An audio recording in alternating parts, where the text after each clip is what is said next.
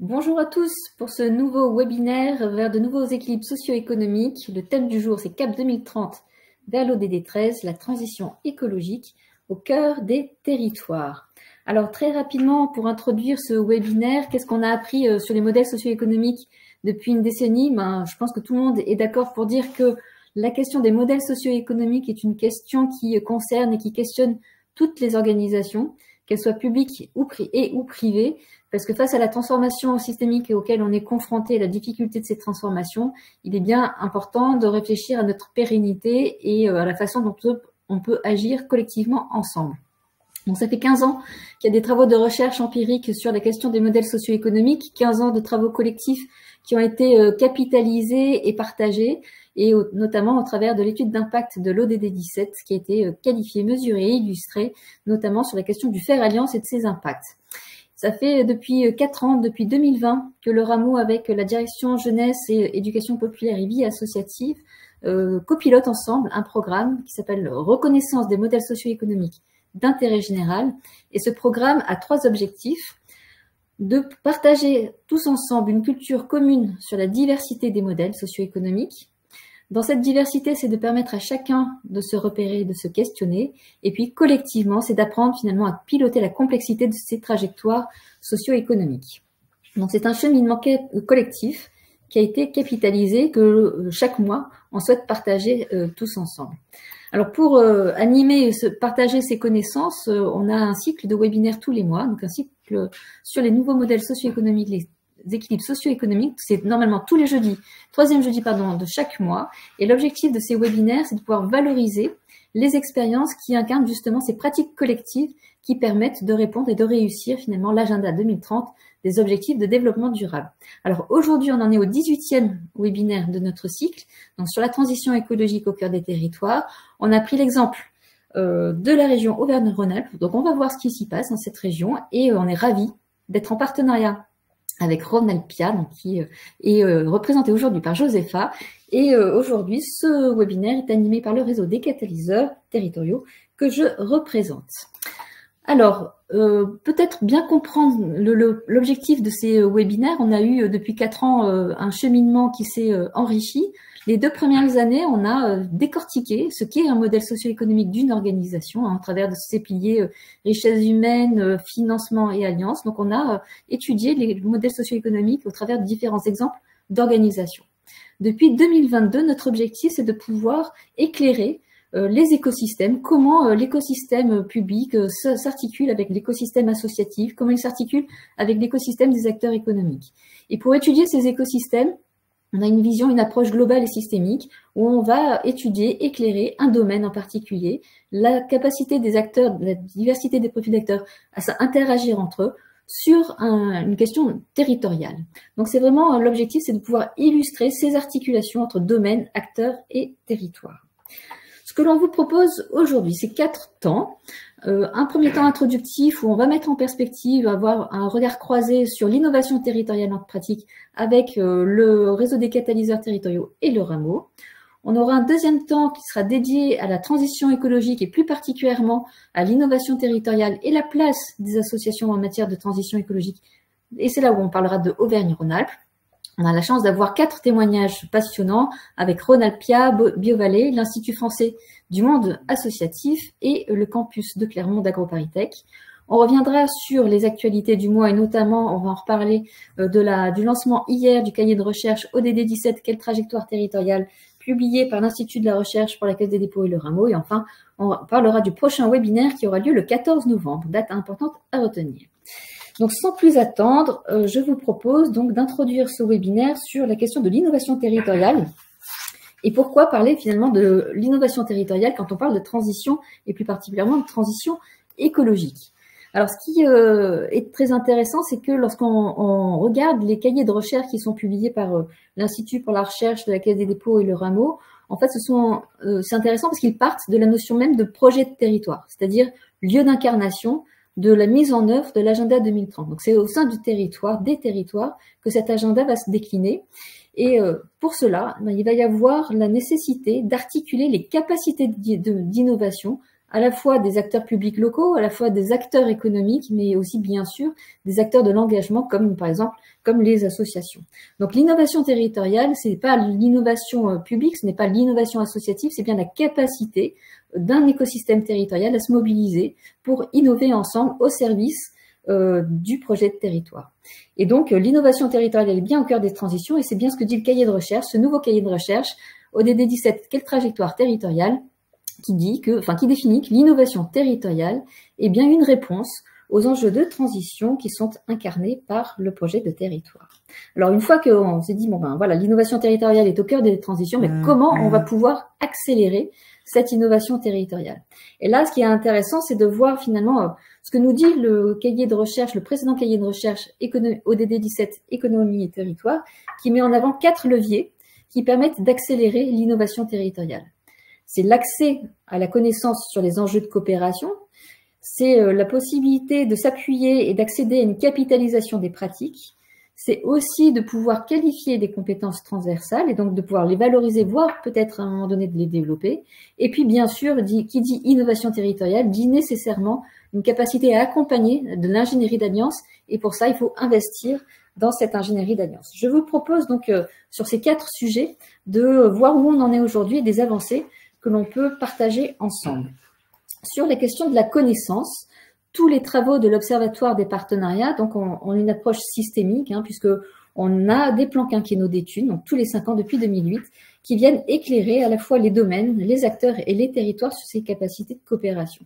Ça nous permet aujourd'hui d'avoir un périmètre qui est clairement défini sur 16 domaines de fragilité, les 10 profils d'acteurs qui sont impliqués et que l'on retrouve au sein de chaque territoire, et la question des échelons territoriaux, c'est-à-dire du local à l'international. Et depuis le mois d'octobre, on a 2 nouvelles publications qui viennent, qui permettent à chacun de se situer, à la fois une étude sur le monde en mutation et comment on peut se situer dans ce monde en mutation, et une démarche méthodologique justement pour permettre à chacun de se situer.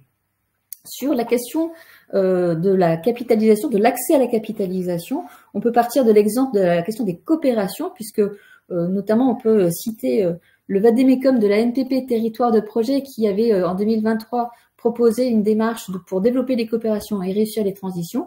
Ça nous a permis, avec AgroParisTech, avec la Fondation des Territoires, avec le Rameau, de proposer une démarche, un parcours expérientiel sur la question des coopérations, notamment des coopérations territoriales, qui aujourd'hui est accessible à tous sur la plateforme numérique qui s'appelle Coopérer efficacement, que vous pouvez voir sur le slide et que le lien va vous être mis dans la discussion. Donc c'est une plateforme qui propose un ensemble de ressources et de méthodes sur les questions des coopérations territoriales.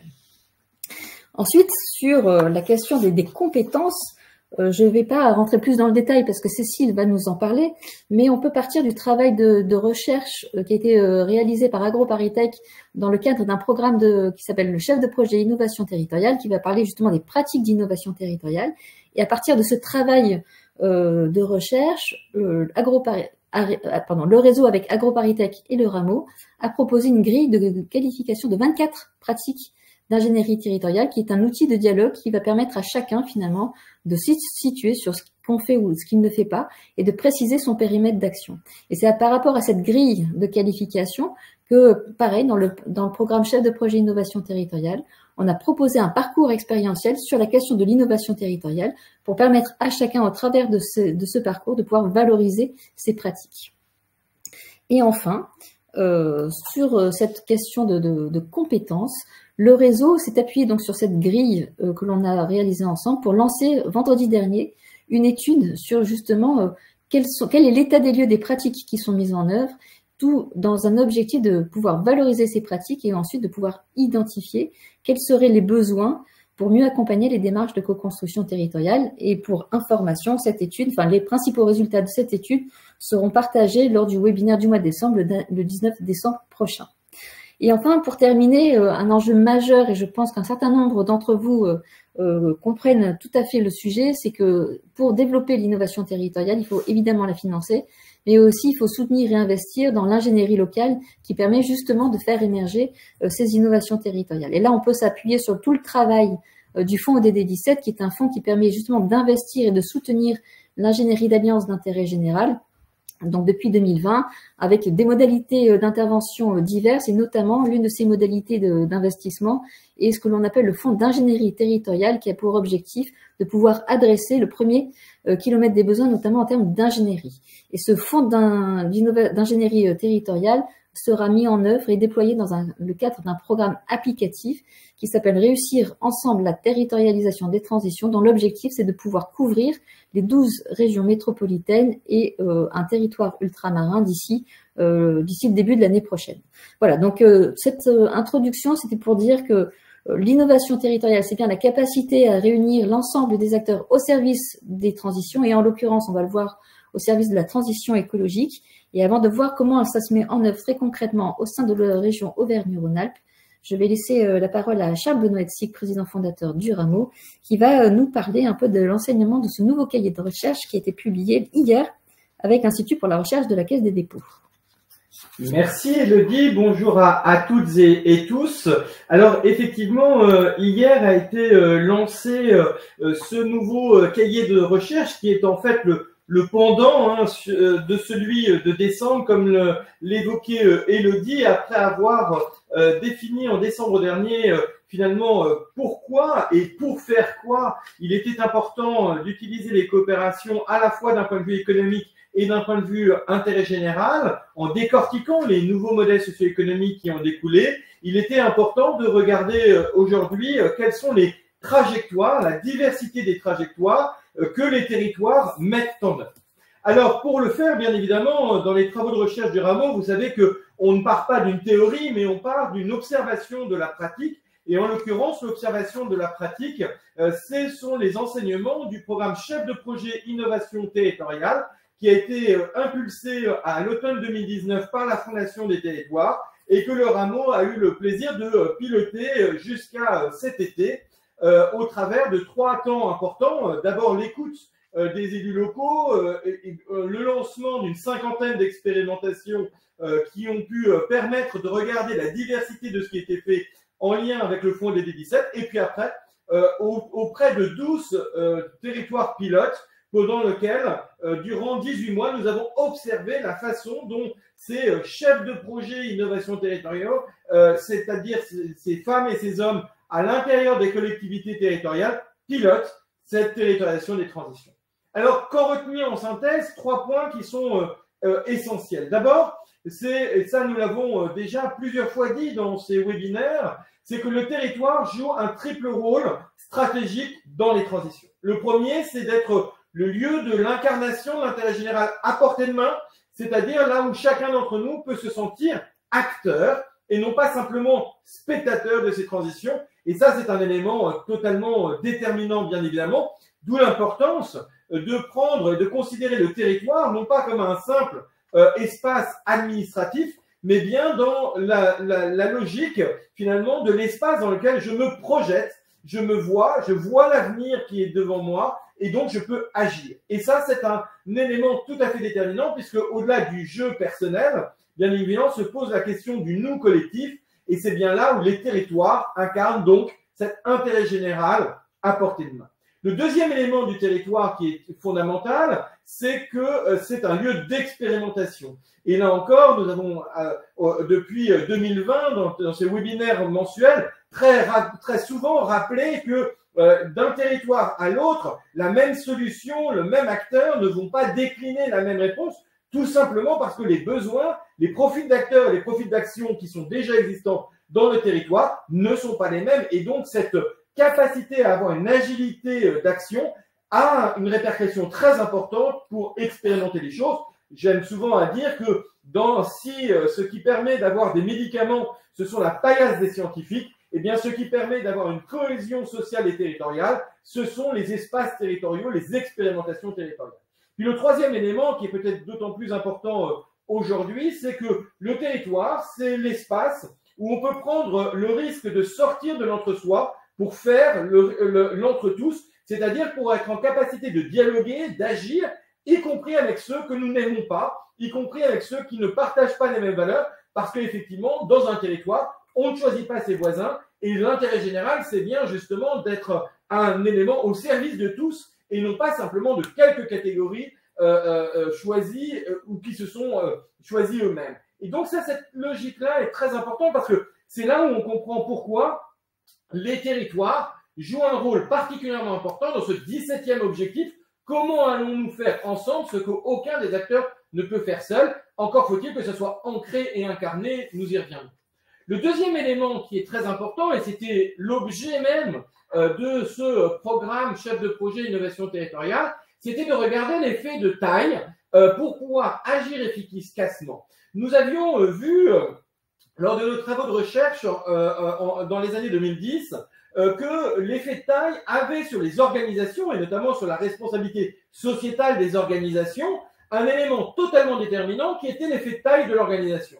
Dans une toute petite organisation, on n'active pas les mêmes leviers que dans une petite et moyenne organisation, une organisation de taille intermédiaire ou une grande organisation. Autrement dit, dans la première, c'est réellement la question de l'interpersonnalité qui va jouer, parce que c'est toi, parce que c'est moi. Dans les logiques de petites et moyennes organisations, c'est l'agilité de l'action. On va pouvoir être très adaptable et donc pouvoir finalement agir avec une grande efficacité.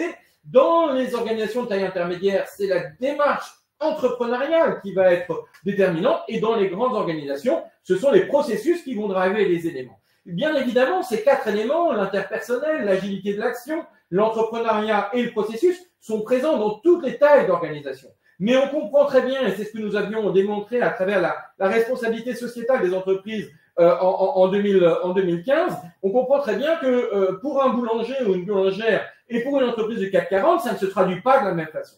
Eh bien, ce que nous avions voulu regarder et observer dans ce programme chef de projet innovation territoriale, c'est si ce que nous observions au niveau d'une organisation était aussi vrai au niveau des territoires. Et c'est pour ça que l'étude qui avait été menée en 2020 auprès des élus locaux était totalement déterminante, puisque avant de fixer nous-mêmes quels pouvaient être finalement ces effets de taille, eh bien évidemment, nous avons voulu laisser aux élus eux-mêmes le fait de pouvoir le déterminer. Et ce que nous avions vu à ce moment-là, c'est que cette hypothèse de travail semblait se confirmer, puisque les élus des territoires de moins de 20 000 habitants, de moins de 2 000 habitants, ceux de moins de 20 000 habitants, ceux de moins de 50 000 habitants et ceux de plus de 50 000 habitants, avaient finalement des pratiques pour répondre aux fragilités de leur territoire très différentes et finalement assez similaires de ce que nous avions pu voir finalement au sein des organisations.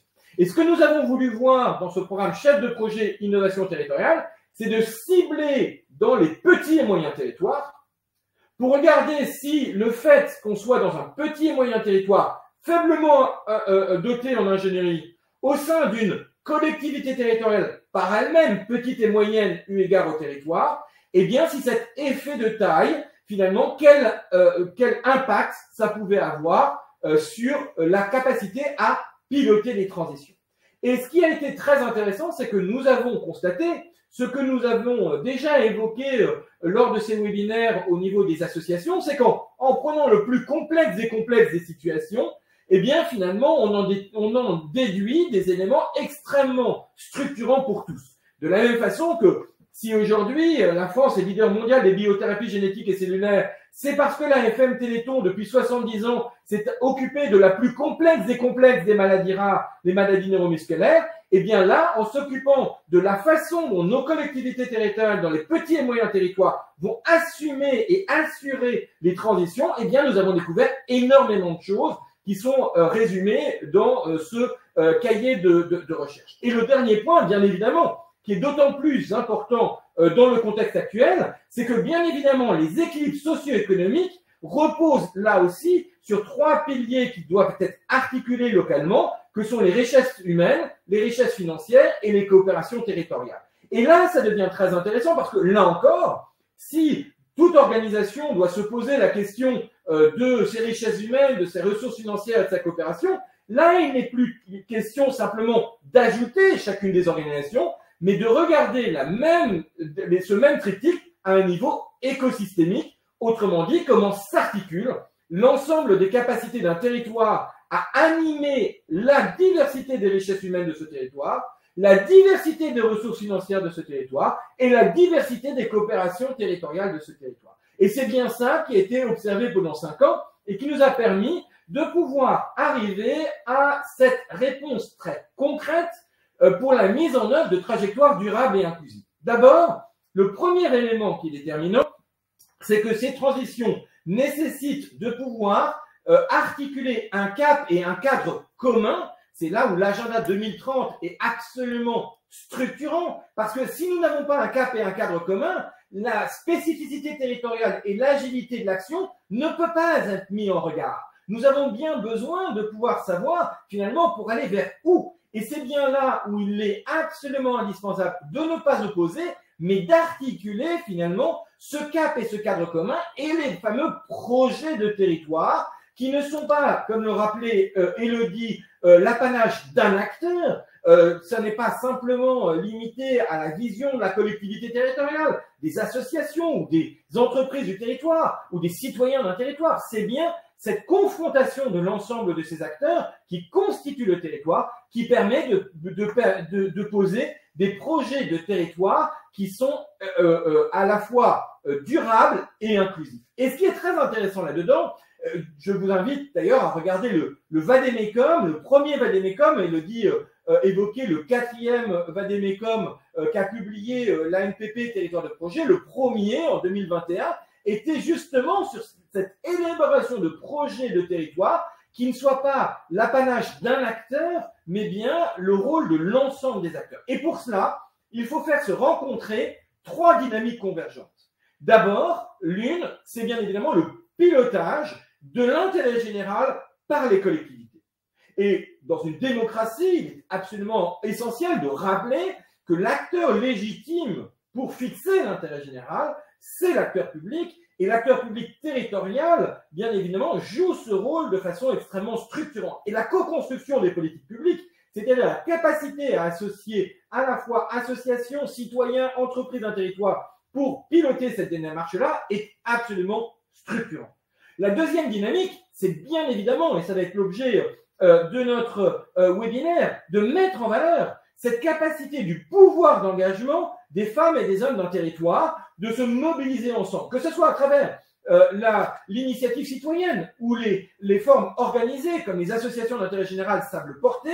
Bien évidemment, cette dynamique de mobilisation de l'engagement dans sa diversité est absolument essentielle. Qu'il s'agisse de l'engagement à titre personnel, d'un élu, d'un syndicaliste, d'un agent, d'un salarié, d'un bénévole, bien évidemment, ou d'un, j'allais dire, simple citoyen, bien évidemment, c'est absolument déterminant. Et ça, l'étude menée l'année dernière auprès des jeunes nous avait rappelé à quel point, pour les jeunes, il est extrêmement structurant et important de se sentir acteur, de construire avec les acteurs de son territoire le futur d'un territoire. Et puis le troisième levier, bien évidemment, la troisième dynamique, c'est celle des acteurs économiques dans leur diversité.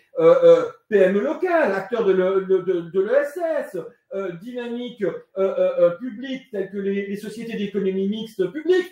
Dans cette diversité des acteurs économiques, comment est-ce qu'on construit finalement les réponses, les produits et services qui répondent aux besoins de ce territoire en articulation toujours, bien évidemment, avec ce cap et ce cadre commun. C'est cette rencontre entre ces 3 dynamiques qui fait projet de territoire, c'est cela qu'il est absolument indispensable de valoriser aujourd'hui. Et pour ce faire, bien évidemment, parce que co-construire, agir ensemble, entre acteurs publics, acteurs associatifs, acteurs économiques, ce n'est pas toujours facile. C'est déjà pas facile entre pairs, hein, les acteurs publics entre eux, les acteurs d'intérêt général entre eux, les acteurs économiques entre eux, dans leur diversité. Mais quand il s'agit de faire converger ces 3 dynamiques, eh bien, ça n'est pas évident. Et c'est là où les travaux qui ont été éclairés en partenariat avec l'ANPP Territoire de Projet, le CEREMA, AgroParisTech et plus d'une quarantaine de partenaires dans ce programme-là ont été structurants pour rappeler l'urgence, et je dis bien l'urgence, de différencier 2 démarches qui doivent être articulées mais non pas confondues, la valorisation de pratiques innovantes et émergentes et le développement de compétences.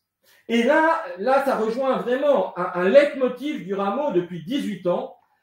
Non, le fait d'avoir fait pendant 3 mois ou 3 ans une solution qui semble pertinente, ça n'est pas ça. la capacité à avoir une innovation transformatrice. Ça n'est pas la définition. Et là, il faut absolument que nous soyons sérieux, que nous reprenions d'ailleurs, comme le chemin du médicament sait le faire, des chemins de processus d'innovation sociétale qui soient à la hauteur de nos enjeux. On dit un peu facilement que c'est une innovation, qu'elle va se déployer partout dans le monde et à tous les endroits. C'est totalement, ce discours-là est totalement dépassé aujourd'hui.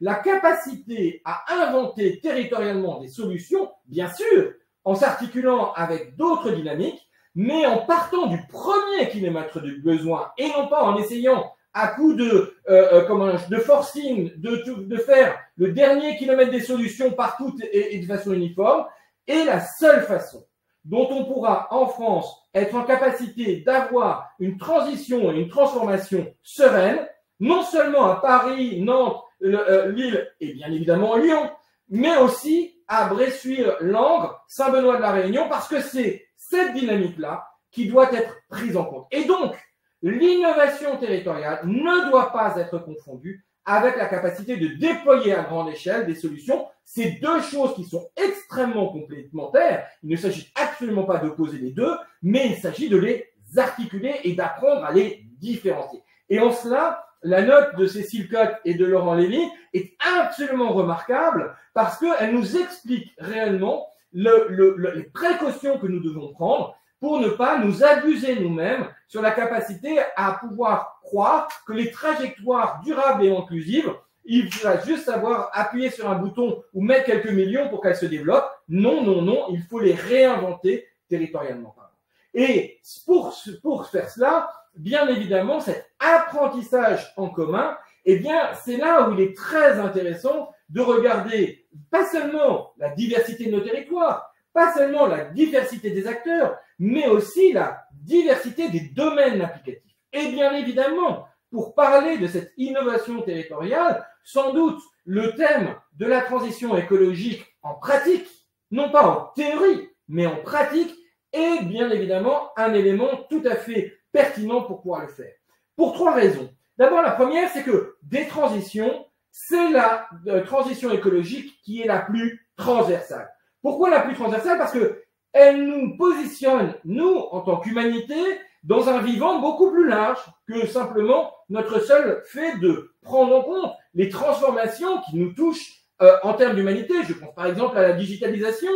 La question de l'écologie, c'est-à-dire de mettre le vivant au même titre que la préservation de l'humanité, est un élément bien évidemment déterminant. Et c'est en cela d'ailleurs que l'agenda 2030 des objectifs de développement durable est une véritable innovation, puisqu'on place non plus le choix entre fin du mois et fin du monde, mais de dire comment on va articuler à la fois une capacité de pouvoir répondre aux besoins de l'ensemble de l'humanité, mais aussi tout cela en préservant bien évidemment l'ensemble du vivant, l'ensemble de la planète. Donc il ne s'agit pas simplement de préserver de la 6e extinction finalement l'humanité, il s'agit de prendre soin de la responsabilité qui est la nôtre, de nous occuper du vivant au sens large, bien sûr, de nos pères, mais aussi, bien évidemment, de l'ensemble des êtres vivants de cette planète.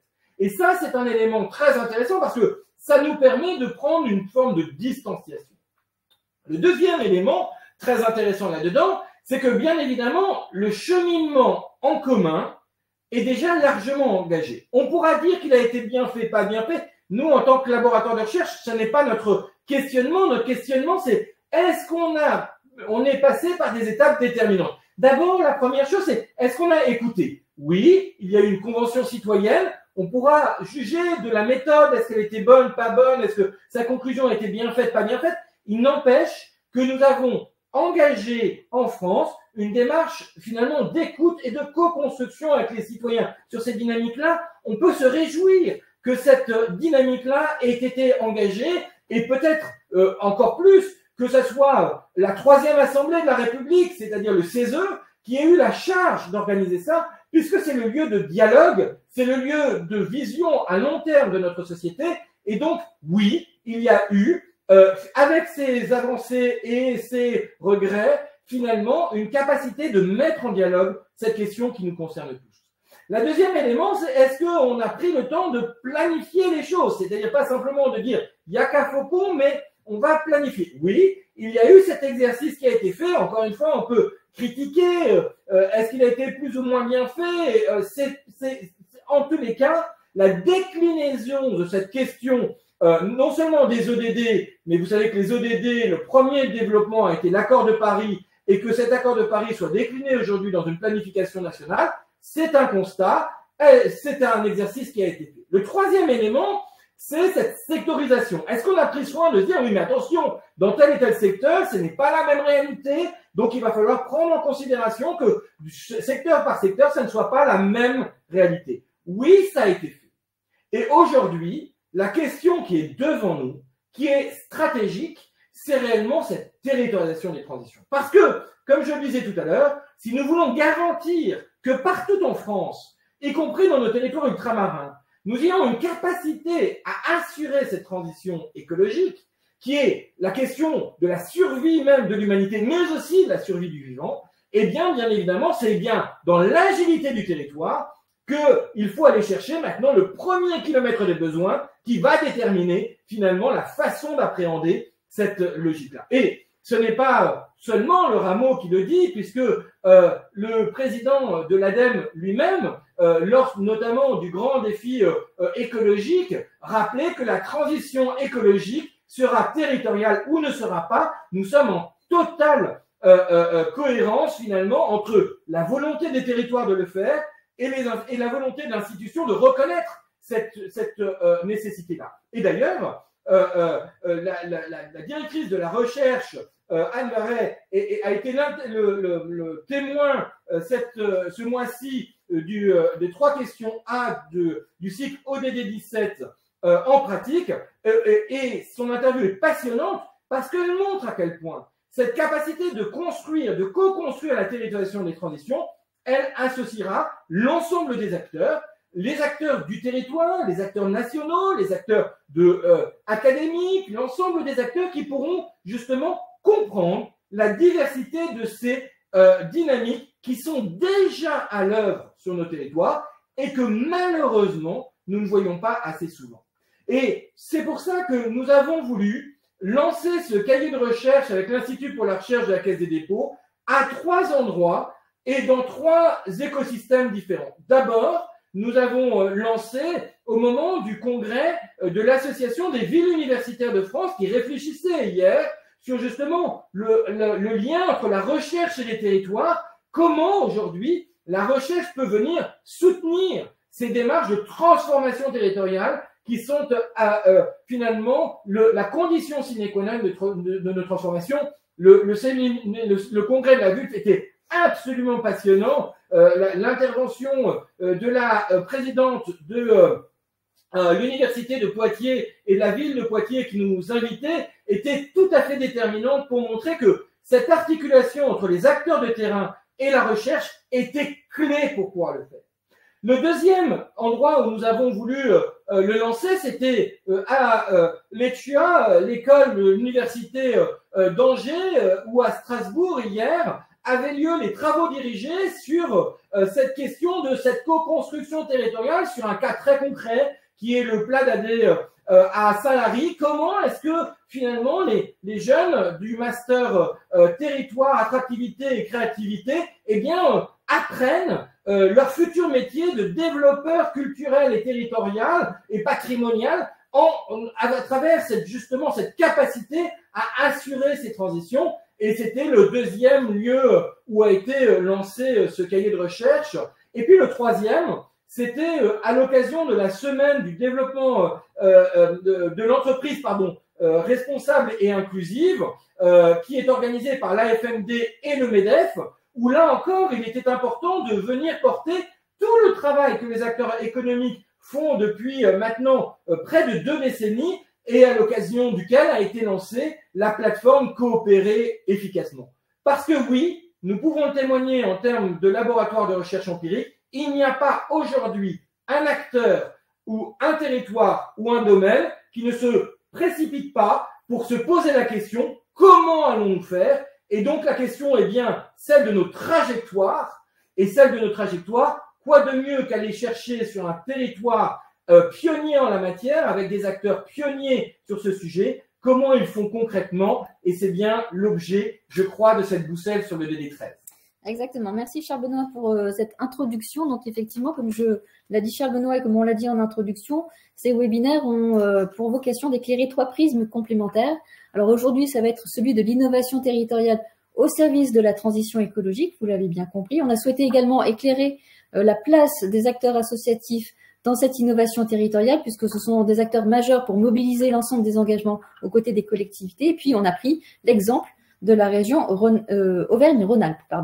Alors, pour éclairer ces 3 prismes complémentaires, on a avec nous la chance d'avoir 4 partenaires témoins qui vont nous expliquer finalement quelles sont ces pratiques d'innovation territoriale et l'innovation des associations. Alors, Rhône-Alpia qui va nous expliquer l'importance de faire converger innovation et territoire. Ensuite, nous aurons le témoignage de BioVallée sur la capacité d'innovation associative pour répondre aux besoins locaux de transition écologique.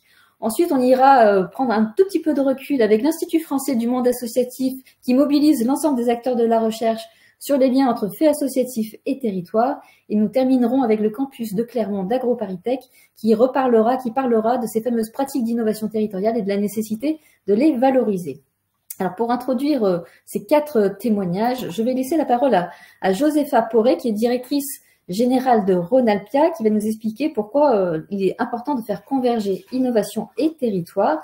Mais avant ça, peut-être, Josepha, d'expliquer ce qu'est Rhône-Alpia et ses principales missions. Oui, bonjour à toutes et tous, je suis ravie d'être avec vous aujourd'hui et merci pour cette belle introduction. Rhône-Alpia, du coup, c'est une association qui est née il y a 10 ans, avec cette ambition de répondre aux fragilités de notre territoire, donc celui de la région Auvergne-Rhône-Alpes, notamment par le levier de l'innovation sociale et de l'entrepreneuriat social. Aujourd'hui, on a 3 moyens d'action pour répondre à cette ambition, à la fois accompagner la robustesse de ces innovations et de ces entreprises, en accompagnant les dirigeants dans la création et le développement de leurs projets, et donc notamment en travaillant à leur côté sur les enjeux de modélisation économique, d'implication des parties prenantes du territoire. On a 12 programmes d'accompagnement qui sont gratuits et qu'on propose à 150 projets par an. Mais au-delà de l'accompagnement, c'est aussi en connectant et en fédérant une communauté d'acteurs. On travaille avec 25 collectivités territoriales qui vont de la région à des communautés de communes, voire des villes et villages sur certains territoires plus ruraux. Et on organise jusque 91 l'année dernière rencontres pour que ces organisations puissent échanger autour des fragilités et besoins locaux. Et puis plus largement, notre rôle, c'est aussi de favoriser le fait que ces territoires ils soient propices au développement de l'innovation sociale et territoriale en mettant la lumière autour des besoins spécifiques de nos territoires. Et on voit bien que ce n'est pas les mêmes entre Lyon et Annonay, par exemple. Merci Josepha. Alors justement, pour faire en sorte que ces territoires soient propices à l'innovation, est-ce que vous pouvez nous illustrer justement comment vous procédez pour opérer justement cette question de la compréhension des besoins?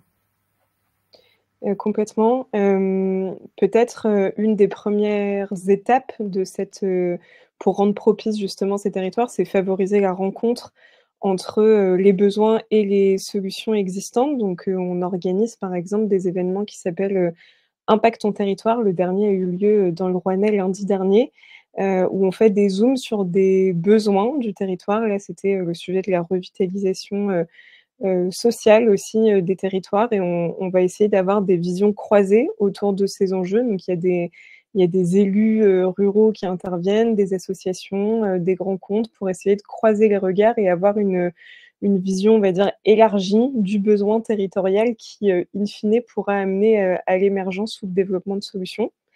Au-delà de ces rencontres, nous, notre rôle aussi en tant que catalyseur, c'est de pouvoir, dans le cadre de nos accompagnements, impliquer les acteurs locaux dans le développement de ces solutions et notamment dans la sélection.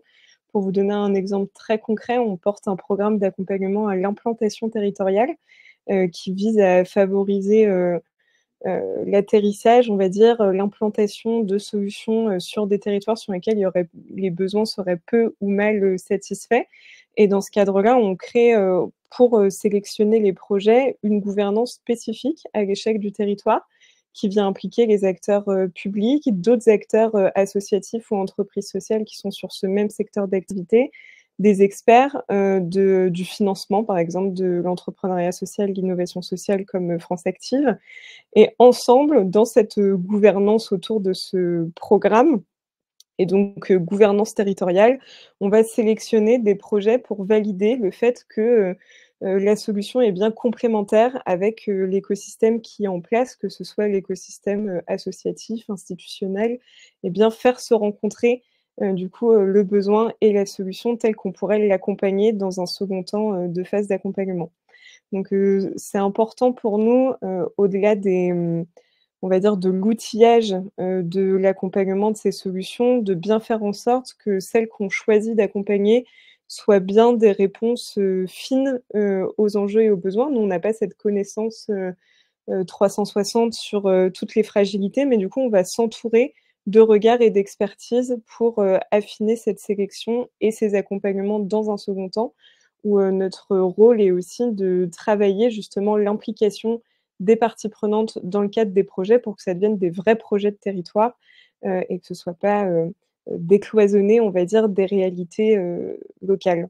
Peut-être pour donner un dernier exemple, et notamment sur les enjeux de transition écologique, on porte avec la métropole de Lyon et Suez un dispositif qui s'appelle Les Boucles et qui a vocation justement à faire transitionner le territoire d'une économie linéaire à une économie circulaire.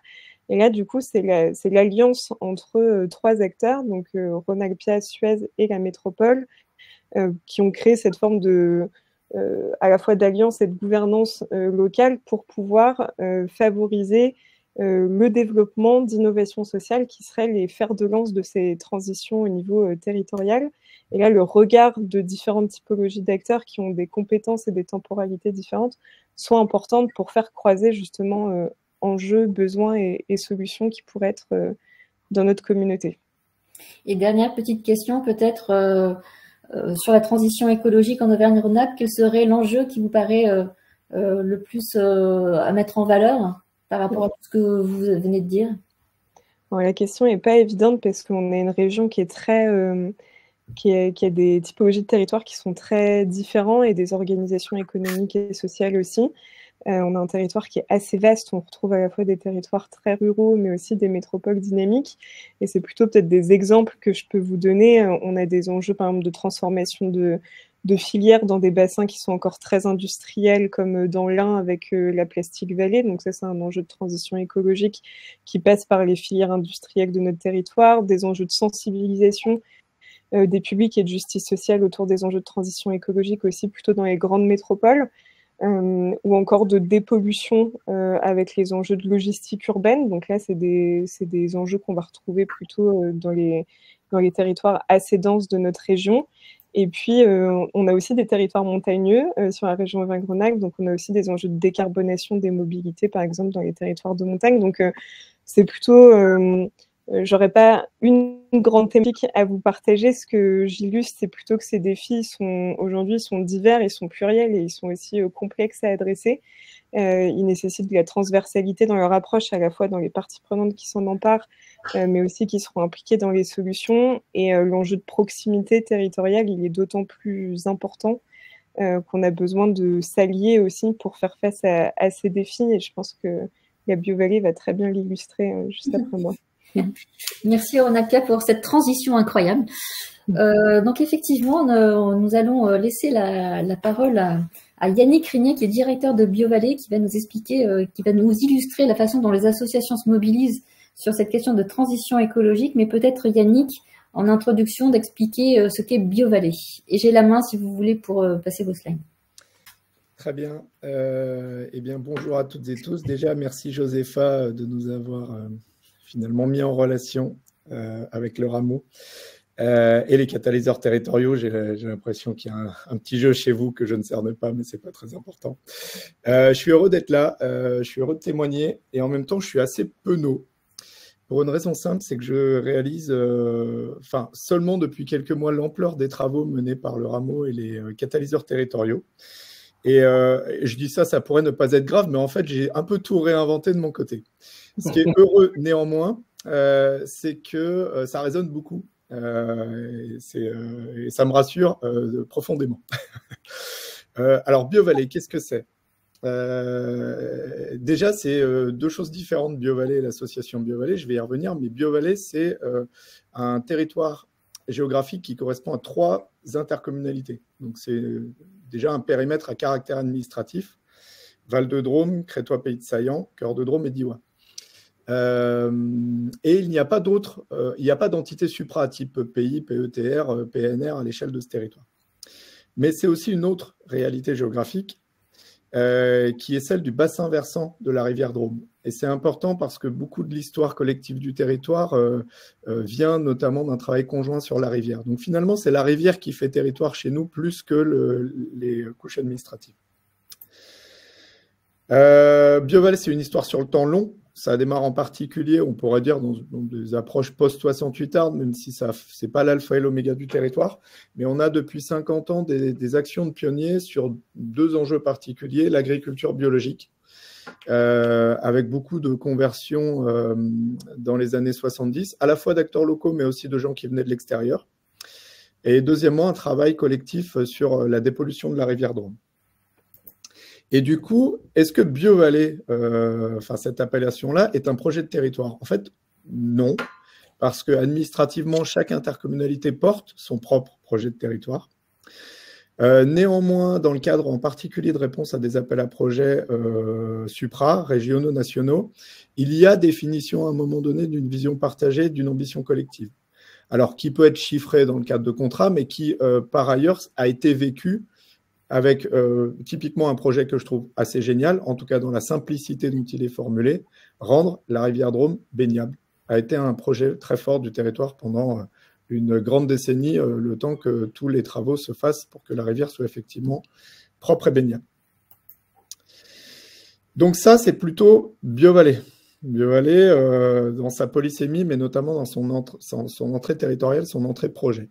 Et il y a une association BioVallée qui a succédé à tout ça, qui n'a pas du tout précédé à la dynamique. Et on a donc une asso dont la raison d'être a été reformulée récemment, qui est la coopération entre et au service de tous les acteurs qui s'engagent pour la transition.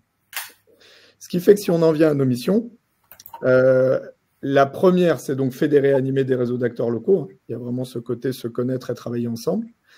Faire émerger, développer, porter des projets collectifs d'intérêt territorial. Et là, effectivement, ça résonne avec les enjeux d'innovation, notamment pour répondre à des enjeux territoriaux particuliers, dans des agencements d'acteurs particuliers.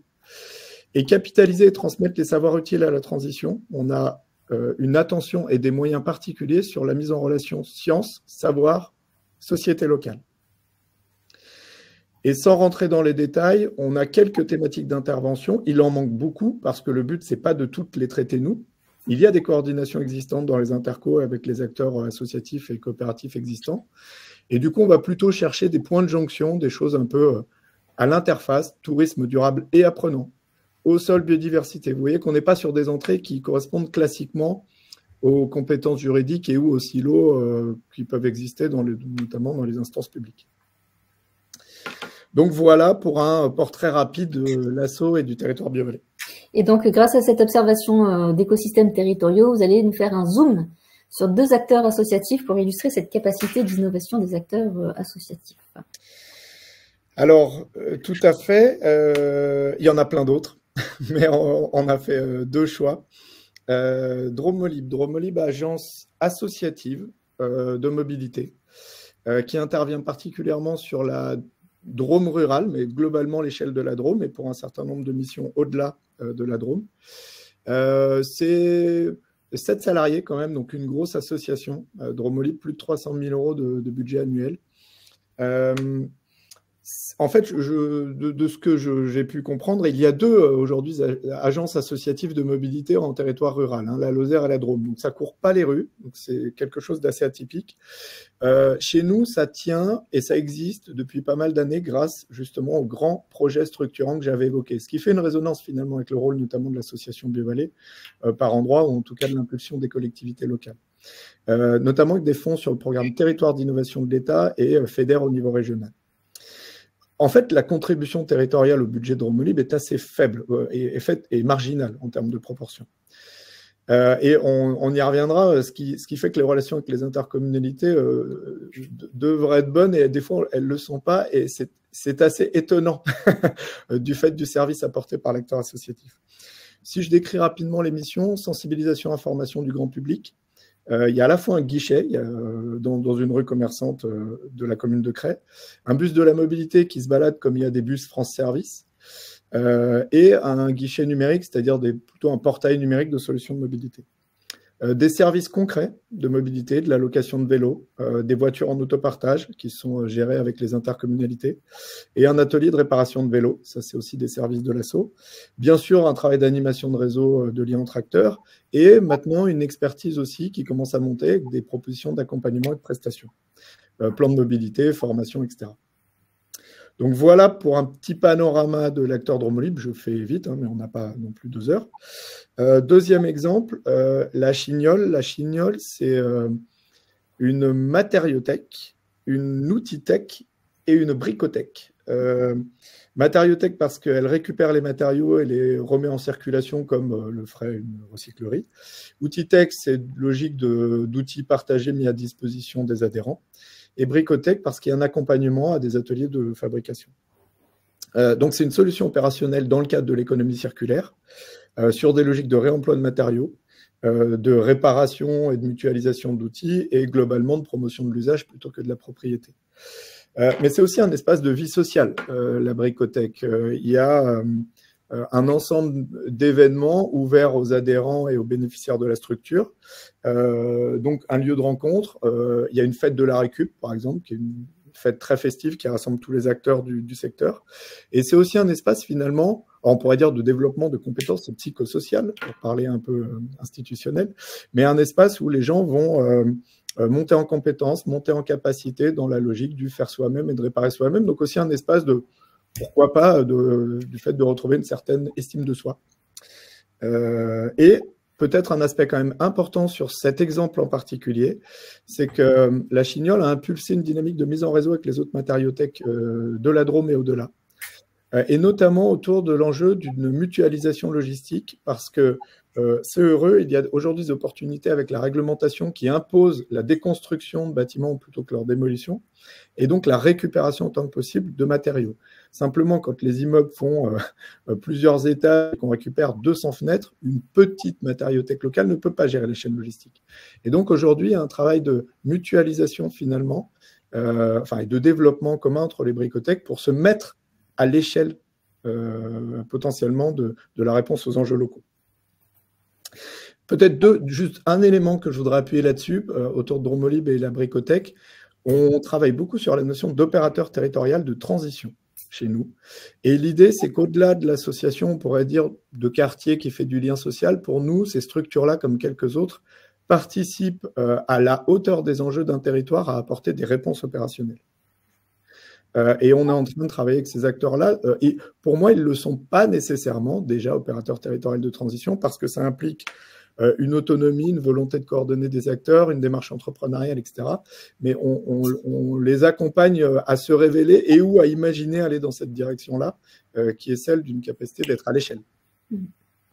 Merci pour ces exemples qui illustrent quand même aussi la capacité à faire du lien de proximité et à construire la frugalité. C'est l'exemple de la Chignole qui est très intéressant. Mais de ces expériences associatives, vous en avez quand même tiré quelques enseignements, notamment des interactions, capacité d'interaction avec les collectivités. Donc la question, c'est ce que vous avez écrit, c'est comment ça se passe. On peut tout de suite passer au transparent d'après. Ça dépend, comme ci, comme ça. On y travaille. Voilà. Alors, j'ai mis les logos de quelques partenaires qui financent justement un travail un peu d'expérimentation et aussi un peu d'analyse, finalement de recherche sur la manière dont les coopérations fonctionnent ou ne fonctionnent pas. Je ne vais pas détailler de manière générale les éléments de ce projet parce que ça joue beaucoup dans la dentelle par moment. Mais peut-être préciser une chose qui est peut-être une particularité de notre territoire et qui fait que l'enseignement pourra être généralisable ailleurs, mais peut-être dans un second temps. Biot-Vallée est un territoire qui est quand même assez avancé en matière de transition, comme je l'évoquais depuis de nombreuses années, du fait d'une trajectoire sur le temps long. Donc, ce que je vais vous dire en termes de difficultés, ça va vous... Enfin, on est quand même dans le monde des bisounours chez nous. Enfin, je veux dire, les choses se passent bien. Donc, je rentre un peu dans des détails et pas dans des fondamentaux. Il y a une volonté d'agir sur la transition qui est partagée entre les acteurs localement, notamment les projets de territoire sont très ambitieux sur cette question-là. Néanmoins, les résultats obtenus sur la transition ne sont pas à la hauteur. On ne va pas assez vite. Et comme le rappelait tout à l'heure Charles Benoît, il y a urgence, donc il faut y aller, il faut y aller plus. Et du coup, notre postulat, c'est que la coopération territoriale, c'est un peu comme les frites McCain là, pour les anciens, beaucoup en parlent, mais pas beaucoup la font. Et l'intention est là, mais personne n'a la grammaire de la coopération. En fait, on n'apprend pas à coopérer à l'école, et en fait, les gens sont un peu analphabètes de la coopération en pratique. Et du coup, ça repose sur plein de choses, hein, des logiques de savoir-être, de savoir-faire, d'ouverture, de disponibilité. Enfin, je vous passe un peu les détails. Mais l'idée et le constat, qui est partagé pas par toutes les intercommunalités de manière tout à fait limpide, c'est que les intercos ont des moyens pour agir, c'est très clair, et donc de donner l'orientation en termes de politique publique, bien sûr, légitimité numéro 1, mais capacité de répondre toute seule aux enjeux, non, bien sûr. Et donc la coopération est en fait un moyen nécessaire. Et nous, notre postulat, c'est que les opérateurs territoriaux de transition, c'est-à-dire les structures associatives et ou coopératives qui peuvent déployer du service, sont un élément clé de la solution. Mais comme ils se mettent à l'échelle de la réponse aux enjeux du territoire, ils viennent symboliquement sur le même terrain que les intercommunalités, à la fois dans leurs moyens d'action, qui sont très inférieurs à ceux des intercos, mais les intercos ont beaucoup de choses à faire, ils ne font pas que de la transition, ces acteurs-là sont focalisés sur la transition. Et du coup, peuvent rapidement, finalement, déployer des solutions qui sont équivalentes à celles que les intercommunalités pourraient déployer. Et donc, des fois, au lieu de travailler sur des logiques de partenariat autour d'objectifs partagés et communs, on peut avoir des concurrences symboliques, opérationnelles parfois, mais le plus souvent symboliques. Et du coup, il y a vraiment quelque chose à mettre au travail, et je vais conclure là-dessus. Et Charles Benoît en a parlé d'une manière assez proche. C'est que la coopération, c'est prendre le risque de l'autre. Alors ça, c'est ce que disent nos amis de la Fabrique des Transitions, je suis très d'accord. Et de prendre en charge leurs contraintes dans notre propre travail. Un élu, c'est pas pareil qu'un agent, c'est pas pareil qu'un acteur associatif dans sa capacité d'agir. Il faut se comprendre, il faut mettre les différents au travail et organiser finalement ces conflits, mais de manière productive, ou encore la dispute, on pourrait dire, et comme me le rappelait mon vice-président, la dispute, à un moment donné, hein, il y avait des débats, c'était les disputatio, c'était des débats d'idées, de la construction collective, et non pas une opposition frontale de personne à personne ou de structure à structure. Et donc, nous, aujourd'hui, et notamment grâce aux partenaires que je mentionne ici sur le transparent, on travaille à organiser les disputes. Eh bien, merci beaucoup Yannick, et je pense que tous vos propos vont résonner très particulièrement avec les 2 prochains témoignages de l'IFMA et d'AgroParisTech. Alors, sur la question de la mobilisation de la recherche sur faits associatifs et territoires, je vais laisser la parole à Florian Covelli, qui est délégué général de l'Institut français du monde associatif. Alors, l'Institut a lancé il y a quelque temps un programme qui s'appelle Faits associatifs et territoires, qui a permis de contribuer à qualifier la valeur territoriale. Alors, peut-être, Florian, est-ce que vous pouvez nous expliquer ce que c'est que la valeur territoriale ? Oui, bonjour à toutes et tous.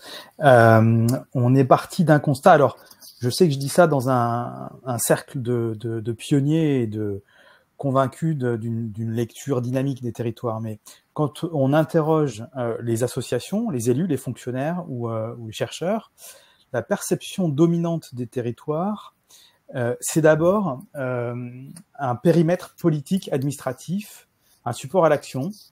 Ma commune, ma communauté de communes, mon département, ma région. Autrement dit, penser les territoires, c'est les penser d'abord du point de vue de l'action publique, et les territoires seraient avant tout façonnés par la décision publique.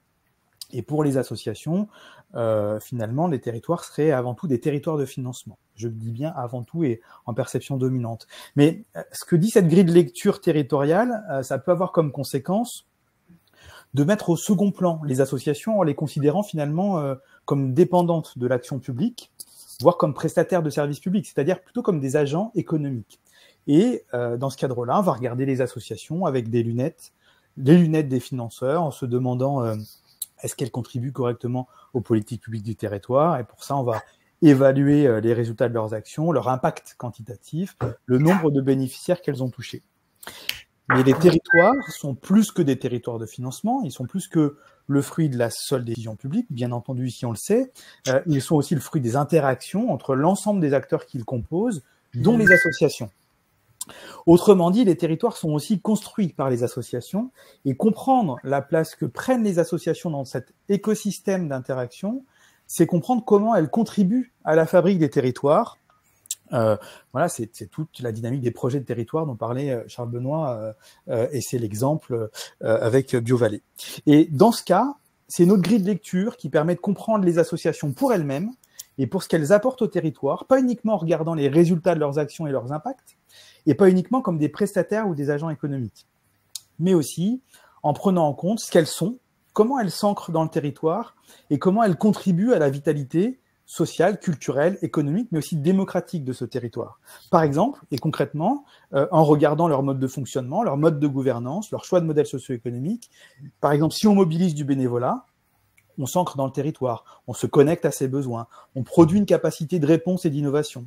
Par exemple, si on mobilise des partenariats et des alliances, ou si on développe des modes de gouvernance ouverts sur les acteurs locaux, on s'ancre dans le territoire parce qu'on va acculturer son environnement à son projet et peut-être qu'on va transformer des pratiques professionnelles, des regards des habitants sur un sujet, sur une cause, voire inspirer des politiques publiques. Donc voilà ce que on met derrière cette notion de finalement création de valeur territoriale à l'Institut.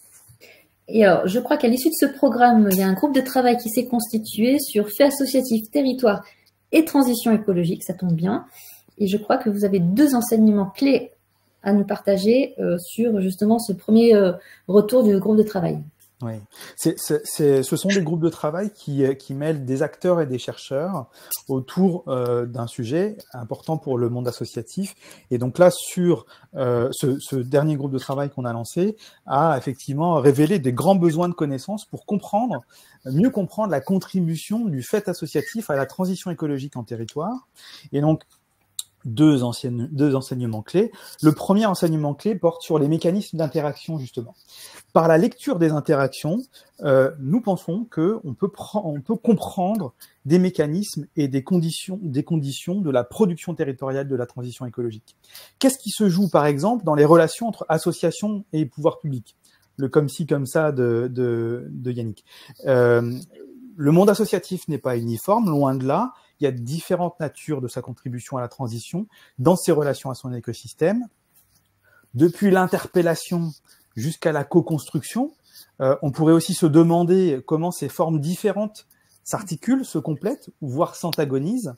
Et de tout cela, on pourrait certainement apprendre ce qui contribuerait à avoir des territoires facilitants au regard de la transition, des territoires bloquants ou des territoires apprenants. Donc comprendre quelles sont peut-être les formes de co-gouvernance, de contrats territoriaux autour des enjeux de transition et comment ils évoluent. Autrement dit, comme le disait Charles Benoît tout à l'heure, comprendre la maturité des territoires et piloter leur trajectoire en analysant cette question des interactions entre les acteurs, notamment entre associations et pouvoirs publics, mais avec l'ensemble de l'écosystème. Et puis prendre les relations territoriales comme grille de lecture de cette contribution associative à la transition, ça demande de faire un travail de connaissance qui va en fait décrypter tous les objets de la relation. C'est quoi la relation? C'est la relation à soi, donc c'est un sujet qui a été beaucoup discuté dans notre groupe, la dimension psychologique du passage à l'acte en matière de transition, comment les associations peuvent agir sur ça, la relation aux autres dans le collectif sur le territoire, la relation à la société à travers un projet d'engagement, la relation systémique entre les causes, comment on va penser ensemble la dimension environnementale et la dimension sociale, et bien sûr la relation au milieu vivant. Ça, c'est le premier sujet. Deuxième sujet clé, l'évaluation. La question de l'évaluation de la contribution des associations à la transition écologique dans les territoires est ressortie très fortement de notre groupe de travail. Tout d'abord, la question s'est posée de façon macro et statistique pour le monde associatif, parce qu'aujourd'hui, les enquêtes statistiques sur le monde associatif, elles sont conduites à l'échelle nationale et il manque une connaissance fine de la diversité des engagements écologistes des associations dans les territoires. On n'a pas le matériau statistique aujourd'hui pour comparer les dynamiques associatives entre les territoires de ce point de vue-là. Et la catégorisation des associations dans le répertoire national des associations, le RNA, avec une entrée environnement, ne permet pas de comprendre la réalité de ces engagements. Notamment parce que toutes les associations engagées dans la transition ne sont pas des associations environnementalistes. Donc, tout l'environnementalisme, ce qu'on appelle l'environnementalisme ordinaire, par exemple dans l'éducation populaire, des associations dont l'objet premier n'est pas de travailler sur la transition, mais qui font de la transition. Ça, aujourd'hui, c'est invisible. Donc, comment le mesurer, l'évaluer, en rendre compte, le rendre visible. Et puis, du point de vue des associations, quand on regarde les modalités d'évaluation, en France, l'évaluation, elle s'est d'abord et principalement organisée sur les questions d'utilité sociale, d'impact social des initiatives collectives, plus que sur les questions environnementales. Et sur la transition écologique, on a pu commencer à plutôt adopter certaines méthodes de l'entreprise, les bilans carbone, réduire les externalités négatives. Mais en matière d'évaluation, aujourd'hui, on achoppe à prendre en compte la valeur des initiatives collectives en faveur de la transition écologique. Et donc, ces réflexions, elles demandent à inventer de nouvelles façons pour évaluer, de nouveaux outils pour rendre compte de cette valeur, avec un enjeu certainement qui sera de dépasser les mesures d'impact sur les individus pris isolément pour considérer ce que l'on vit en commun, en collectif, et mesurer cette dimension-là.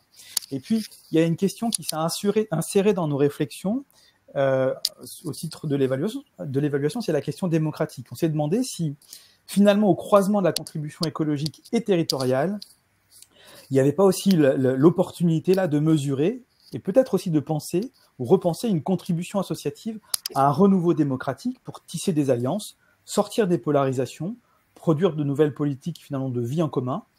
Et là, on quitte le seul prisme entrepreneurial des externalités négatives et on entre dans les questions de démocratie et de commun.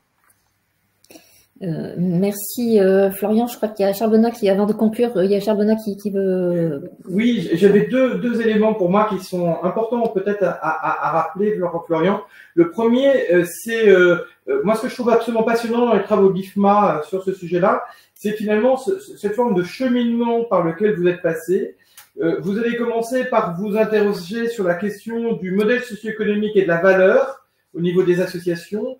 Vous avez ensuite travaillé, avant ça, vous avez travaillé sur la gouvernance. Excusez-moi, remettons le premier élément, puis modèle socio-économique et valeur, puis fait associatif et territoire, et aujourd'hui, c'est la transition. Et je trouve que ce qui est vraiment intéressant dans vos travaux, c'est de lire à la fois cette verticalité de chacun des 4 sujets, mais aussi la forme de transversalité, c'est-à-dire d'apprentissage collectif qu'ont permis de faire en captant les signaux faibles pour le programme d'après. Et ça, je trouve que c'est un point très important. Et le deuxième point, en rebond à ce que vous dites, et qui pour moi est fondamental, c'est pour ça que dès 2012, le Rameau a défini l'innovation sociétale comme la somme ou l'articulation ou la rencontre entre l'innovation sociale, c'est-à-dire la fragilité de la personne, et l'innovation territoriale, c'est-à-dire l'innovation d'un territoire. C'est-à-dire effectivement dans l'ensemble des fragilités qui dépassent les fragilités de chacun d'entre nous, mais qui sont bien cette fragilité collective, cette question, ce pourquoi la France a inventé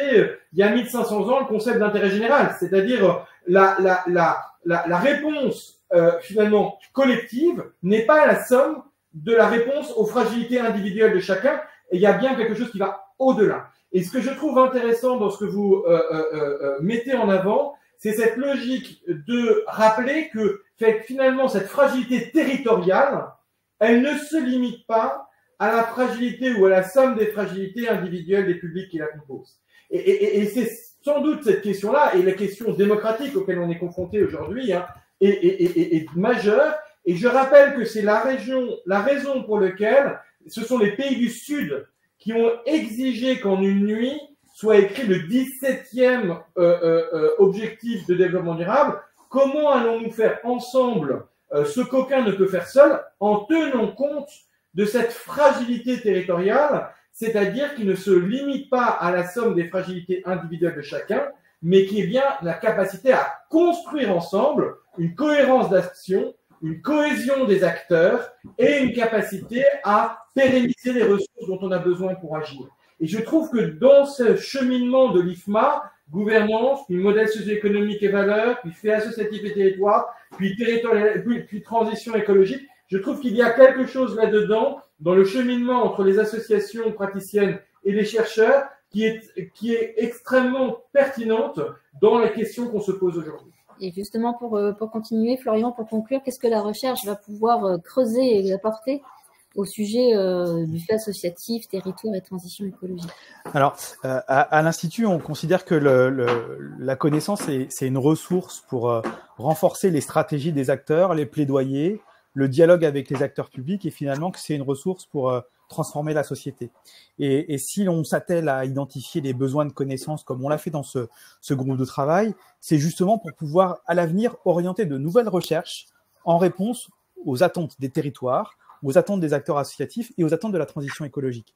Et donc, on va lancer l'année prochaine un appel à manifestation d'intérêt pour soutenir des recherches qui permettront d'outiller la transition écologique sur les territoires et de renforcer la contribution associative à la transition. On s'appuiera notamment sur la méthode de la recherche participative, donc qui va impliquer les acteurs associatifs aux côtés des chercheurs dans la définition des objectifs de la recherche et qui permettra aussi d'aboutir à des résultats très concrets, exploitables par les acteurs associatifs et par leurs partenaires.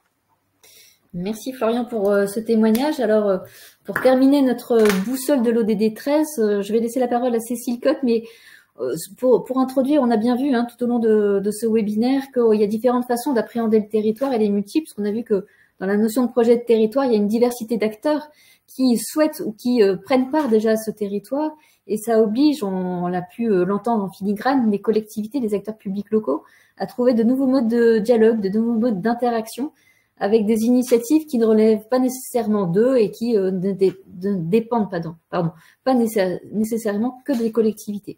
Et c'est l'un des sujets du programme chef de projet innovation territoriale qui a été de décrypter cette capacité d'interaction des agents de collectivité.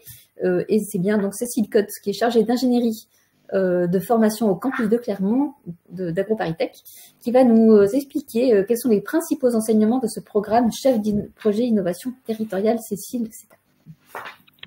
Oui, bonjour, j'espère que vous m'entendez bien.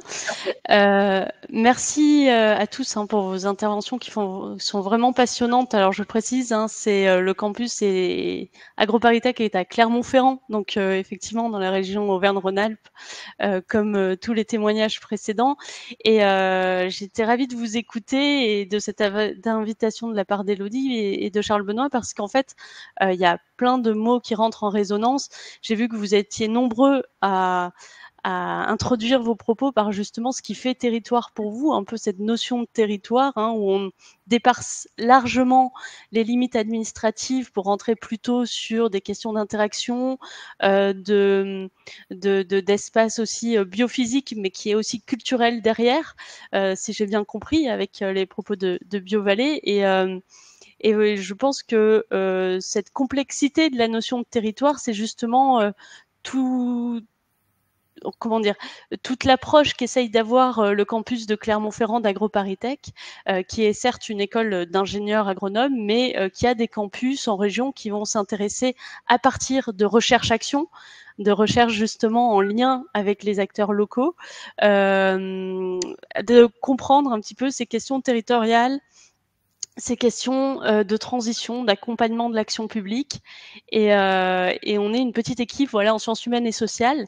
Et on a pu participer à ce projet chef de projet innovation territoriale qui a été très intéressant pour comprendre justement ce qui se joue derrière des métiers qui essayent de faire coopérer un réseau d'acteurs très riche au sein d'un territoire spécifique et à différentes échelles. Et je pense que quand on parle de territoire, justement, on parle aussi d'un réseau de relations. Moi, j'ai entendu ce foisonnement d'acteurs dont vous avez chacun parlé. Et derrière, on a une construction sociale qui résulte de ces interactions entre acteurs et des activités qu'ils composent dans un contexte donné. Et donc, le territoire est fondamentalement multi-acteurs. C'est un espace donc qui est approprié par cette multiplicité d'acteurs et qui va engager des proximités.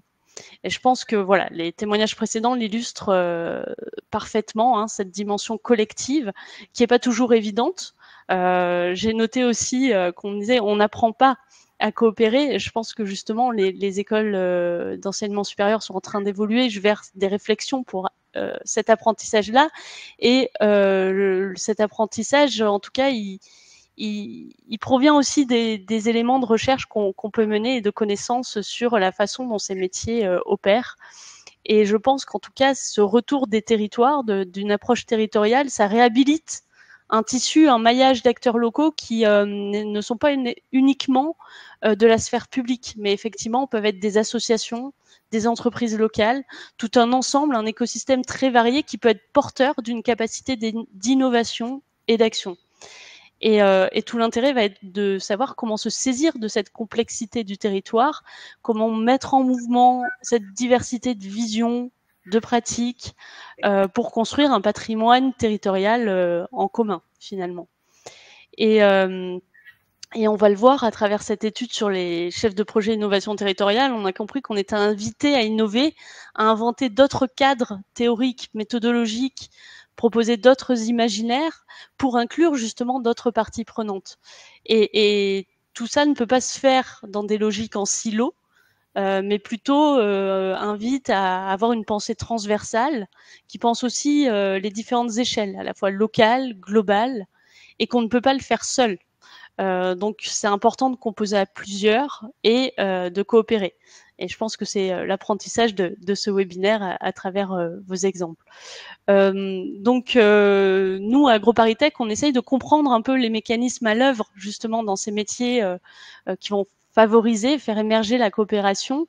Et lors de l'enquête avec le Rameau et la Fondation des Territoires, nous avons vu qu'il y a effectivement des métiers qui vont venir articuler les mondes, les mettre en relation, aller à la rencontre parfois d'acteurs aussi qui restent dans les plis de l'action publique territoriale ou qui sont invisibilisés. Je crois que c'était juste avant, l'IFMA qui en a parlé. Et donc tout ça pour mettre en mouvement une capacité d'innovation collective qui va s'inscrire sur un temps quand même assez long. Et donc nous, dans le cadre de cette enquête, on a travaillé principalement avec des chefs de projet qui opèrent au sein d'établissements publics, dans des petits et moyens territoires, comme le rappelait Charles Benoît, mais je pense que les conclusions peuvent parler à d'autres acteurs, et notamment les acteurs associatifs et les acteurs que vous représentez. Et parce qu'on parle finalement de professionnels qui s'inscrivent dans des valeurs au bénéfice du territoire. Et dans ce cas-là, ils prennent en compte des contextes territoriaux qui sont très spécifiques, qui bougent également et qui ont parfois des dynamiques assez incertaines, hein, notamment au regard des différentes crises qu'on traverse, mais qui vont prendre en compte cette connaissance fine des contextes territoriaux pour renouveler un petit peu leurs pratiques, leur cadre d'action et les projets qu'ils portent, avec cette dimension collective à favoriser au-delà parfois de leur organisation d'appartenance ou des compétences qu'on leur demande thématiques notamment. Et donc, au départ, on pensait identifier quelles sont les compétences nécessaires pour ces professionnels pour accompagner les capacités d'innovation d'un territoire. Mais finalement, nous sommes plutôt revenus sur l'idée que avant les compétences, c'est avant tout des postures voilà, qui demandent à être reconnues, à être mieux valorisées et mises en avant dans ces métiers qui vont justement inventer un autre rapport au territoire et qui vont s'engager vraiment dans une relation ouverte aux autres, avec un questionnement permanent de leurs pratiques et une prise de position souvent éthique pour agir au plus juste et de façon adaptée à une situation rencontrée qu'ils vont identifier seuls ou à plusieurs, hein, d'ailleurs. Et toujours dans une dynamique collective assez forte. Et donc cette posture professionnelle, ces postures professionnelles qu'on essaye de faire émerger avant de parler de compétences qui impliquent derrière quelque chose d'assez normé, c'est justement une posture, c'est un comportement, une attitude qui vise à concilier à la fois des objectifs performatifs et opératoires pour faire réussir un projet, mais surtout un souhait d'être ancré à un territoire et de valoriser les participations collectives pour répondre a des particularités, a des enjeux propres à ce territoire. Et on parlait du fait que la transition écologique, effectivement, s'incarnait différemment d'un territoire à l'autre. Je pense qu'il y a des réponses du coup qui en dépendent. Et le chef de projet innovation territoriale, il prend vraiment le territoire comme une matrice, voilà, sur laquelle il va travailler, une matrice malléable qui vise vraiment à valoriser les ressources locales, qui parfois peuvent être invisibilisées par une mise en projet thématique ou une organisation en silo dans l'action publique. Et ce chef de projet innovation territoriale, il a aussi une vision du territoire qui va être de libérer les initiatives en cherchant à donner justement de la valeur à des dynamiques existantes ou cachées de ce territoire. Et quand je parle de dynamique, du coup, ça veut bien dire qu'il ne le fait pas seul, mais qu'il va s'entourer. Je crois que c'est un terme aussi qui a été employé par Ronald Piat, de pouvoir s'entourer, de penser les complémentarités des projets pour penser des projets ancrés sur leur territoire et dans une cohésion de l'ensemble. Et donc le métier finalement, ou en tout cas ces pratiques liées au chef de projet innovation territoriale, elles vont être très liées à son expérience de terrain. C'est un arpenteur, c'est un défricheur. Et il a une parfaite connaissance en ce sens des réseaux d'acteurs, des jeux d'influence, qui sortent d'une pratique d'écoute, une posture d'écoute très attentive et en résonance avec ce qu'il voit et ce qu'il découvre sur ce territoire. Donc il est vraiment ancré dans son territoire et c'est un travail quotidien du lien, de la mise en lien, qui est déterminant pour pouvoir se positionner à la fois comme veilleur et comme facilitateur de l'innovation territoriale. Sauf que aujourd'hui, ces postures qui contribuent à porter les pratiques d'innovation territoriale, elles sont peu visibles, elles sont peu valorisées et à notre sens, elles demandent du coup à être reconnues à la fois en interne dans les structures qui vont accueillir ce type de profil de professionnels, mais peut-être aussi à d'autres échelles dans des réseaux d'acteurs pour légitimer un petit peu cette force et cette capacité à mettre en mouvement des dynamiques collectives qui parfois peuvent prendre du temps. On peut en revenir un petit peu sur l'idée des indicateurs qui avaient été évoqués. Et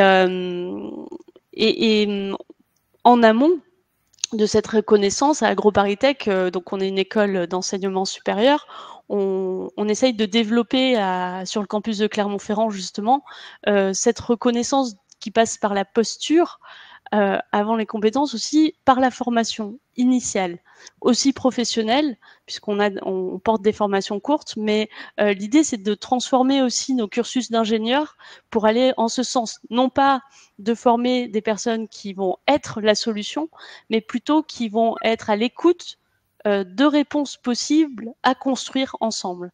Et voilà, donc on espère aussi contribuer en partie, à la fois avec notre casquette d'acteurs académiques et d'acteurs de l'enseignement supérieur, à ces évolutions et à ces pratiques qui existent déjà, puisque vous en êtes un bel exemple, mais qui pourraient avoir vocation à se développer.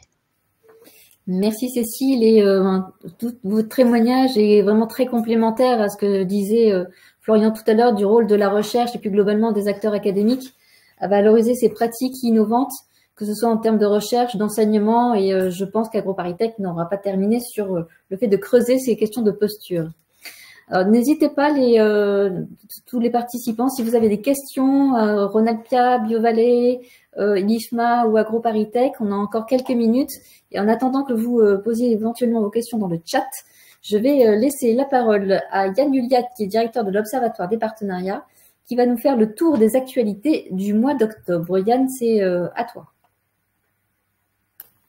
Merci beaucoup, Élodie. Alors, vous l'avez entendu, l'une des grandes actualités a été la publication hier, avec une présentation primeur à Poitiers du cahier de recherche « Quelle trajectoire territoriale ?» qui fait notamment des ponts avec deux axes, les liens étroits avec les enseignements phares du programme chef de projet innovation territoriale que vient d'évoquer Cécile, et également l'articulation de manière plus large de ces enjeux, de ce questionnement des territoires et le pont qu'il peut y avoir avec des acteurs académiques. D'où la présentation, la sortie de ce cahier lors d'une thématique aussi joliment interprétée que recherche et territoire, au colloque de l'Association des villes universitaires de France. Deuxième élément, c'est également finalement d'éclairer ce comment faire alliance, donc à la fois en théorie mais aussi en pratique à deux niveaux. La première, c'est avec une base de connaissances solide et robuste finalement pour prendre de la hauteur et se situer dans un monde en mutation grâce à l'Observatoire des partenariats et notamment en prenant un peu de hauteur sur finalement la vision d'une diversité de profils d'acteurs recensés d'échelle territoriale, du local à l'international et aussi de domaines d'action par rapport aux 16 fragilités identifiées. Ce cahier a été publié le 3 octobre en lien avec le 9e anniversaire de l'agenda 2030 des objectifs de développement durable. Et plus récemment, cette semaine, Charles Benoît, on s'en est fait l'écho, hier également a été mise en ligne la nouvelle plateforme Coopère efficacement. L'objectif, c'est de permettre finalement aux acteurs d'avoir des outils, des clés de lecture extrêmement simples et efficaces pour le mettre en œuvre au plus près des besoins de leur structure. Et cela fonctionne également avec les étudiants. Je l'ai testé, ça m'a été confirmé par les étudiants du Master 2 Territoire, Attractivité et Création de l'ESTEA. C'est extrêmement opérationnel et efficace. Et si on fait un petit zoom sur l'actualité qui a concerné les jeudis de l'EDD 17, 3 temps forts. Le premier, en début de mois, vous avez pu redécouvrir le récit de Concert de poche, un acteur qui a été reconnu en 2022, éclaireur 2030 par la Fondation pour la co-construction du bien commun et qui intervient certainement d'ailleurs dans la région Auvergne-Rhône-Alpes et qui notamment se fait fort de fédérer les publics les plus éloignés de la culture avec une dynamique de concert participatif et co-construite. Le jeudi 10 octobre, vous avez pu découvrir l'interview d'Anne Varret, directrice du prospective et recherche de l'ADEME, qui a mis en exergue à la fois les enjeux et les modalités d'accompagnement extrêmement variés, en reprenant d'ailleurs les éléments qu'a pu évoquer Josépha dans ces enjeux à la fois de sensibilisation et d'accompagnement, avec de façon très, très adaptée des acteurs. Et la surprise, c'est la semaine prochaine, puisque au prochain jeudi, donc dans une semaine exactement, vous pourrez découvrir le podcast sur le thème de la transition écologique au cœur des territoires, qui articule des acteurs engagés avec des temporalités très différentes. 50 ans pour l'Union nationale des CPIE, un peu plus de 10 ans pour Rhône-Alpia et 18 mois pour le mouvement Tilt d'un collectif de fondation. Et pour conclure, le lendemain du podcast, vous pourrez retrouver au webinaire d'embarquement de la base Impact Alliance, découvrir les actions, à la fois comment fonctionne cette base au service de vos propres projets et démarches de partenariat, et également écouter et découvrir les actions de l'Institut DEAS avec l'interview de Suzanne Chamy qui accompagne les acteurs d'intérêt général, notamment sur les sujets de gouvernance.